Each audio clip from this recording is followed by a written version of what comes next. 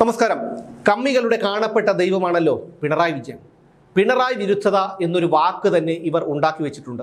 അതായത് സർക്കാരും വിജയനും പാർട്ടി നേതാക്കളും ഒക്കെ ചെയ്യുന്ന അഴിമതികളും തെറ്റുകുറ്റങ്ങളും ചൂണ്ടിക്കാണിക്കുന്നവരെയാണ് പിണറായി വിരുദ്ധൻ എന്ന് മുദ്ര കുത്തുന്നത്. അങ്ങനെയുള്ളവരോടൊരു കാര്യം പറയട്ടെ, ദയവായി നിങ്ങളിത് കേൾക്കണം. ഇത് കേട്ടതിന് ശേഷം ഞാൻ പറയുന്നത് ശരിയാണോ തെറ്റാണോ എന്ന് ചിന്തിക്കണം. ചിന്തിച്ചിട്ട് നിങ്ങൾ എന്തു ചെയ്യുന്നു എന്നുള്ളത് എൻ്റെ വിഷയമല്ല. EMSും അച്യുതമേനോനും നായനാരും BSും ഉൾപ്പെടെയുള്ള കമ്മ്യൂണിസ്റ്റ് മുഖ്യമന്ത്രിമാർ ഭരിച്ച സംസ്ഥാനമാണ് നമ്മുടെ കേരളം. അവരെയൊന്നും ജനങ്ങളും അണികളും പിണറായി വിജയനെ വെറുക്കുന്നത് പോലെ വെറുത്തിരുന്നില്ല. കാരണം അവരൊക്കെ ചെങ്കൊടിയെയും പ്രസ്ഥാനത്തെയും സ്നേഹിച്ചിരുന്നവരായിരുന്നു. അവർക്ക് മനുഷ്യത്വമുണ്ടായിരുന്നു. അടുത്തേക്ക് വരുന്ന സാധാരണക്കാരനെ ആട്ടിപ്പായിച്ചിരുന്നില്ല. ഭീഷണിയുടെയും കയ്യൂക്കിൻ്റെയും കൊലവിളിയുടെയും ഭാഷ അവർക്ക് വശമുണ്ടായിരുന്നില്ല. അവർ ഒരു കൊലക്കേസിലും പ്രതിയായിട്ടില്ല. അവരുടെ മക്കളാരും ശതകോടികൾ സമ്പാദിച്ചിട്ടില്ല. അങ്ങനെ ഒരുപാട് കാരണങ്ങളുണ്ട്. എന്നാൽ പിണറായി വിജയൻ അങ്ങനെയല്ല. സഖാക്കളെ, നിങ്ങൾക്കറിയാമോ എന്നു മുതലാണ് നിങ്ങളുടെ പാർട്ടി ജനങ്ങളിൽ നിന്ന് അകന്നുപോയതെന്ന്? ചടയൻ ഗോവിന്ദനെ പോലെയുള്ള മഹാരഥന്മാർ ഇരുന്ന പാർട്ടി സെക്രട്ടറിയുടെ കസേരയിൽ പിണറായി വിജയൻ കയറിയിരിക്കാൻ തുടങ്ങിയത് തൊട്ടാണ്, അന്ന് മുതലാണ് നിങ്ങളുടെ പാർട്ടി നേതാക്കൾ പോലും പാർട്ടി വിട്ട് പുറത്തു പോയതെന്നറിയാമോ? എന്ന് മുതലാണ് ജനങ്ങൾക്ക് നിങ്ങളുടെ പാർട്ടിയോടുള്ള വെറുപ്പ് പൂർണ്ണമായതെന്നറിയാമോ? പിണറായി വിജയൻ മുഖ്യമന്ത്രിയായതിനു ശേഷം നിങ്ങൾക്കും അതൊക്കെ അറിയാം. പക്ഷേ പാർട്ടി തരുന്ന സ്ഥാനമാനങ്ങൾക്കും ശിപായി പണിക്കും വേണ്ടി നിങ്ങൾ അതൊന്നും അറിഞ്ഞതായി ഭാവിക്കുന്നില്ല. മറിച്ച് പിണറായി വിജയനെ വിഗ്രഹവൽക്കരിക്കുകയാണ് ചെയ്യുന്നത്. പിണറായി വിജയൻ ലോകത്തെ ഏറ്റവും വലിയ കപടന്മാരിൽ ഒരാളാണ്. കാരണം 2000-ൽ സ്വാശ്രയ കോളേജുകൾക്കെതിരെയുള്ള സമരം നടത്താൻ പാവപ്പെട്ട വീടുകളിൽ നിന്ന് വന്ന SFI പിള്ളേരെ എരികേറ്റി വിട്ടിട്ട് സ്വന്തം മകളെ കോയമ്പത്തൂരിലെ സ്വാശ്രയ കോളേജിൽ ചേർത്ത് പഠിപ്പിച്ച വിരുദ്ധനാണ് പിണറായി വിജയൻ. മകൾക്ക് എങ്ങനെ, ആരുടെ ശുപാർശയിൽ അഡ്മിഷൻ കിട്ടി? എങ്ങനെയാണ് അവർ കോയമ്പത്തൂരിലേക്ക് പോയത്? അവിടെ അവരെ സ്വീകരിക്കാൻ കാത്തുനിന്നത് ആരായിരുന്നു? പ്രവേശന പരീക്ഷ പോലും എഴുതാതെ പിണറായി വിജയന്റെ മകൾക്ക് എങ്ങനെ അവിടെ അഡ്മിഷൻ കിട്ടി? ഈ കാര്യങ്ങളൊക്കെ അറിയണമെങ്കിൽ അന്തരിച്ച മാധ്യമ പ്രവർത്തകനായ ബെർലിൻ കുഞ്ഞനന്ദൻ നായരുടെ ഒളിക്യാമറകൾ പറയാത്തത് എന്ന പുസ്തകം വായിക്കണം. പിണറായി വിജയന്റെ മനസാക്ഷി സൂക്ഷിപ്പുകാരനും വലങ്കയുമായിരുന്നു ഈ കുഞ്ഞനന്ദൻ നായർ.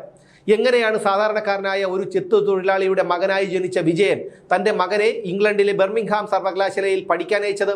എവിടെ നിന്നാണ് അയാൾക്ക് അതിനുള്ള പണം കിട്ടിയത്? വിദ്യാഭ്യാസ ലോൺ എടുത്തിട്ടാണ് സഖാവ് മകനെ പഠിക്കാൻ അയച്ചത് എന്ന് ന്യായീകരിക്കേണ്ട കേട്ടോ. കാരണം ആ സമ്പ്രദായം അന്ന് നിലവിലില്ലായിരുന്നു. സഖാവ് BSന് സീറ്റ് നിഷേധിച്ചതും ജനങ്ങൾ ഇളകിയതും സഖാക്കൾക്ക് ഓർമ്മയില്ലെങ്കിലും ഞങ്ങൾ കേരളത്തിലെ ജനങ്ങൾക്ക് നന്നായി ഓർമ്മയുണ്ട്.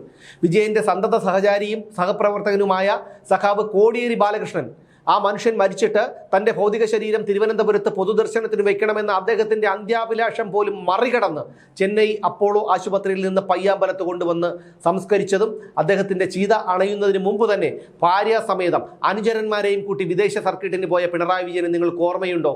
ഓർമ്മ കാണില്ല. സ്വന്തം രണ്ടാം മരുമകന് ജയിക്കുമെന്നുറപ്പുള്ള സീറ്റ് ബേപ്പൂരിൽ ജയിച്ചു വന്നപ്പോൾ 2 പണം വാരി വകുപ്പുകൾ നൽകി മന്ത്രിസ്ഥാനം. കമ്മ്യൂണിസ്റ്റ് പ്രസ്ഥാനത്തിൽ കേട്ടുകേൾവിയുള്ളതാണോ ഇതൊക്കെ? P. ജയരാജന്റെ ഒരു ഫ്ലക്സ് വെച്ചപ്പോൾ വ്യക്തി ആരാധന പാടില്ലെന്ന് പറഞ്ഞ് ഉറഞ്ഞു തുള്ളിയവനാണ് വിജയൻ. പിന്നീട് നടന്നതോ അത്താഴ പട്ടിണിക്കാരൻ്റെയും അരപ്പട്ടിണിക്കാരൻ്റെയും നികുതി പണമെടുത്ത കേരളത്തിൽ അങ്ങോളം ഇങ്ങോളം സ്വന്തം തിരുമുഖം പതിപ്പിച്ച കൂറ്റൻ ഹോർഡിങ്ങുകൾ വെച്ചു വിജയൻ. തന്നെ പുകഴ്ത്തിയ മെഗാ തിരുവാതിരയും വാഴ്ത്തുപാട്ടും സോമരസം സേവിച്ച് മത്തുപിടിച്ചതുപോലെ ആസ്വദിച്ചു പിണറായി വിജയൻ. കുലം കുത്തിയെന്നും പരനാറിയെന്നും നികൃഷ്ടജീവിയെന്നും കടക്കുപുറത്തെന്നും മാറി നിൽക്കങ്ങോട്ടെന്നും അധിക്ഷേപിച്ചു മനുഷ്യരെ. എവിടെ നിന്നാണ് പിണറായി വിജയന്റെ മകൾക്ക് IT കമ്പനി തുടങ്ങാനുള്ള ശതകോടികൾ? പള്ളിക്കൂടം വാദ്യരായിരുന്ന കമലയുടെ പെൻഷൻ കൊണ്ടാണെന്ന് പറഞ്ഞാൽ വിശ്വസിക്കാൻ ഞങ്ങൾക്ക് സൗകര്യമില്ല. പാർട്ടി സെക്രട്ടറി ആയിരുന്ന പിണറായി വിജയന് ഏറ്റവും കൂടുതൽ തവണ സിംഗപ്പൂരിലേക്ക് പോയതിന് ഉപഹാരം കൊടുത്ത് ആദരിച്ചു എയർ ഇന്ത്യ. പണ്ട് പിണറായി വിജയൻ മാത്രമല്ല, എയർ ഇന്ത്യയിൽ ആദരിക്കാൻ തക്കവണ്ണം യാത്ര ചെയ്തത് കുടുംബസമേതമായിരുന്നു ആ യാത്രകളെല്ലാം. എന്തിനാണ് പിണറായി വിജയൻ പലതവണ സിംഗപ്പൂരിൽ പോയത്? എങ്ങനെയാണ് പിണറായി വിജയൻ പ്രതിയായ ലാവ്ലിൻ കേസ് സുപ്രീം കോടതി 48 തവണയിലേറെ മാറ്റിവെച്ചത്? എങ്ങനെയാണ് പിണറായി വിജയന്റെ മകൾ പ്രതിയായ മാസപ്പടി കേസ് ഡൽഹി ഹൈക്കോടതി 25 തവണയിലേറെ മാറ്റിവെച്ചത്? ഒരു മതവിഭാഗത്തിന്റെ ആരാധനാലയമായ ശബരിമലയിൽ വെളുപ്പാൻ കാലത്ത് തലയിൽ മുണ്ടിട്ട് വനിതാ ആക്ടിവിസ്റ്റുകളെ കയറ്റിയത് ഞങ്ങൾ മറക്കണോ? അതിനെതിരെ പ്രതിഷേധിച്ച വിശ്വാസികളെ തല്ലിച്ചതച്ചതും കള്ളക്കേസെടുത്തതും ഞങ്ങൾ മറക്കണോ? കേരയിൽ ഉണ്ടാക്കാനെന്ന് പറഞ്ഞ് അധ്വാനിച്ച് ജീവിക്കുന്ന മനുഷ്യരുടെ മതിൽ ചാടിക്കടന്ന് മഞ്ഞ കുറ്റിയടിച്ചത് ഞങ്ങൾ മറക്കണോ? കഴിഞ്ഞ 10 വർഷക്കാലം കൊണ്ട് ഈ നാടിനെ കടക്കണിയിലാക്കിയതും സർവ്വമേഖലകളിലും പിന്നോട്ടടിച്ചതും മറക്കണോ? ഭാര്യയെയും മകളെയും ചെറുമകനെയും കിങ്കരന്മാരെയും കൂട്ടി ജനങ്ങളുടെ നികുതി പണമെടുത്ത് വിദേശ സർക്കിട്ട് അടിച്ചത് മറക്കണോ? വിജയൻ റോഡിലിറങ്ങിയാൽ നിങ്ങൾ ഉൾപ്പെടെയുള്ള സാധാരണക്കാർക്ക് ആ പരിസരത്ത് നിൽക്കാൻ പറ്റുമായിരുന്നോ? 40 വാഹനങ്ങളുടെയും 400 പോലീസുകാരുടെയും അകമ്പടിയിൽ പോകാൻ ഇയാളെന്താണ് കോഹിനൂർ രത്നമാണോ? ജനങ്ങൾ ഇതൊന്നും മറക്കില്ല. ഞാൻ ഉൾപ്പെടെ രാഷ്ട്രീയമില്ലാത്ത മനുഷ്യരെ സംബന്ധിച്ചിടത്തോളം ഞങ്ങളുടെ അവകാശങ്ങളാണ് പ്രശ്നം. നാട്ടിലെ സമാധാനവും വികസനവുമാണ് ഞങ്ങളുടെ പ്രശ്നം. വിജയനെക്കുറിച്ച് പറഞ്ഞാൽ നാളെ നേരം വെളുത്താലും തീരില്ല. മകളും ഭാര്യയും തമിഴ്നാട്ടിൽ ക്ഷേത്ര ദർശനം നടത്തി. മകൻ തലയിൽ മുണ്ടിട്ട് ഇന്നലെ ഗുരുവായൂരിൽ ദർശനം നടത്തി. അപ്പോൾ ഇയാൾ കപടനല്ലേ സഖാക്കളെ? അത് ഓരോരുത്തരുടെ വ്യക്തി സ്വാതന്ത്ര്യം എന്ന് പറഞ്ഞ് ന്യായീകരിക്കാൻ വന്നാലുണ്ടല്ലോ ഫാ എന്ന് പറഞ്ഞ് മുഖത്താട്ടും. ആദ്യം സ്വന്തം വീട്ടിലെ കാര്യം, പിന്നെ മതി നാട്ടുകാരുടെ ചട്ടം പഠിപ്പിക്കുന്നത്. സഖാക്കളെ, നിങ്ങളൊന്ന് ഓർത്തു നോക്കൂ. കമ്മ്യൂണിസത്തിൻ്റെ അവസാനം ആഗതമായെന്ന് നന്നായി അറിയാവുന്ന ഒരാൾ പിണറായി വിജയനാണ്.